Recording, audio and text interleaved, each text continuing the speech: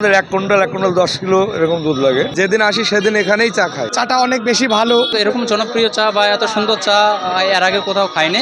আপনারা দেখছেন reporter press. আমরা আজকে করিমপুর জনপ্রিয় টি স্টলে এসেছি, তরুণ টি স্টল, যেখানে এত দূর দূরান্ত থেকে এসেছে শুধু এই চা পান করার জন্য। এত জনপ্রিয় একটি টি স্টল যে ডোমকুল থেকে এসেছে, বিভিন্ন জায়গা থেকে, আর যেখানে হাজার হাজার বেচা কিনা করছে, প্রায় 1000 টাকা বেচা কিনা করছে যারা চা খেতে এসেছে। আচ্ছা বলবেন আপনারা কোথা থেকে এসেছেন? আমরা এসেছি মুর্শিদাবাদ ডোমকল ব্লকের বক্সিপুর গ্রাম থেকে। এখানকার চা আমাদের একটা নেশায় পরিণত হয়েছে আর কি, কেননা অবসর টাইমটা আমরা সবাই এক্সপেন্ড করতে চাই আনন্দের সহিত। এখানে এসে আমরা সেই ফিলটা পাই আর কি। জানাবেন কেমন লাগছে চাগুলো? হ্যাঁ, নিঃসন্দেহে এখানকার চা খুব ভালো। আমি ডোমকুলেই থাকি এবং প্রত্যেক রবিবার ছুটিতে আমি এখানে আসি এবং চা খেয়ে যাই। এবং তরুণদার চা সত্যি খুব ভালো। এখানে শুধুমাত্র ডোমকুলে অনেক জায়গাতে গড়াইমারি, মোমিনপুর, ঘোড়ামারা অঞ্চল থেকে শুরু করে বক্সিপুর, কামুরদার অনেক অঞ্চল থেকে এখানে চা খেতে আসে। আপনি কোথা থেকে এসেছেন? আমি লোকাল, আমি করিমপুরের লোকাল, এখানেই থাকি, এখানেই ঘোরাঘুরি করি। আমাদের দিনে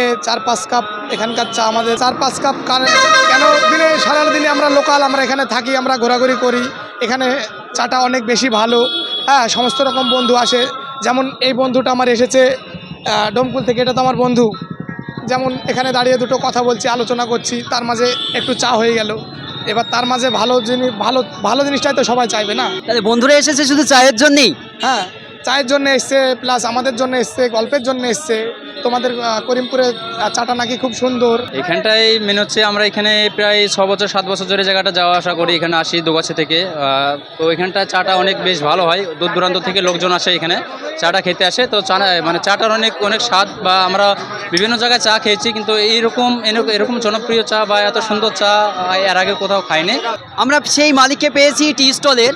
জানাবেন যে কি আকর্ষণ রয়েছে, যে দূর দূরান্ত থেকে এখানে শত শত মানুষ আসছে শুধু চায়ের জন্যে। এখানে খালি দুধের চা করা হয়, ঠিক আছে, ওই জন্য মানুষের মুখের এতটা লেগে আছে, ওই জন্য আমাদের কাছে এত লোকজন হয়। আমার পার ডে দুধ বিক্রি হয় 60-70 কিলো, ঠিক আছে। বর্তমানে পুজোর সময়, সে সময় কতটুকু দুধ কিনতে হচ্ছে চায়ের জন্য? পুজোর সময় আমাদের এক কুইন্টাল 10 কিলো এরকম দুধ লাগে, ঠিক আছে। আর সাধারণ অন্য দিনে? অন্য দিনে 70-80 কিলো দুধ লাগে প্রতিদিন। প্রতিদিন। আর বেচা কিনা কেমন হয়ে ওঠে? বেচা কেনা এমন ওইগুলো তো বলা যায় না, তা মোটামুটি 500 কাপ বিক্রি থাকে। 500-600 দূর দূরান্ত থেকে লোক আসে। থেকে আসে, মুর্শিদাবাদ, নদিয়া, চারিদিককার লোকজন আসে, ঠিক আছে। চাটা খুব ভালো লাগে, ওই জন্য সবাই দূর দূরান্ত থেকে আসে। ডোমকল থেকে আসে, মুর্শিদাবাদের। আরও একজন চা প্রেমীকে পেয়েছি, বলবেন কেমন লাগলো আজকে চা খেয়ে?